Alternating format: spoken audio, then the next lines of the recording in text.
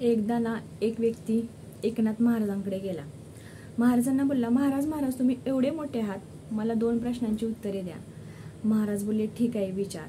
मग त्याने पहिला प्रश्न विचारला की महाराज माझ्या पुढच्या भविष्यात काय, आणि दुसरा प्रश्न विचारला, महाराज तुम्ही एवढे मोठे आहात, एवढे ज्ञानी आहात, तरी तुम्हाला लोक वाईट बोलतात, शिव्या घालतात, तरी तुम्ही शांत का?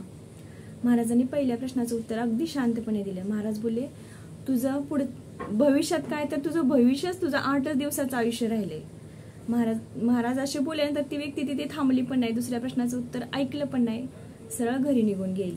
घरी निघून गेल्यानंतर 8 दिवसानंतर 9व्या दिवशी जेव्हा त्या व्यक्तीला जाग आली ना, तेव्हा आपण 9व्या दिवशी पण जिवंत आहोत, ही महाराजांचीच कृपा आहे असं समजून त्या व्यक्तीने काय केलं, पेढे घेतले, हार तुरं घेतलं, सगळं फुलं वगैरे घेऊन नंतर महाराजांकडे गेला. महाराज महाराज तुमच्या कृपेमुळे मी वाचलो. महाराज बोलले, 8 दिवस काय केलंस?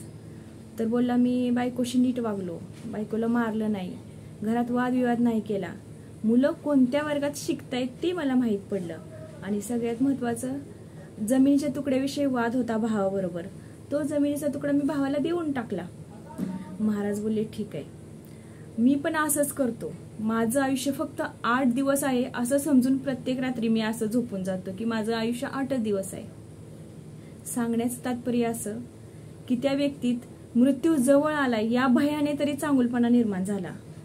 प्रत्येक व्यक्तीने जर असं वागलं तर वादविवाद राहणारच नाही.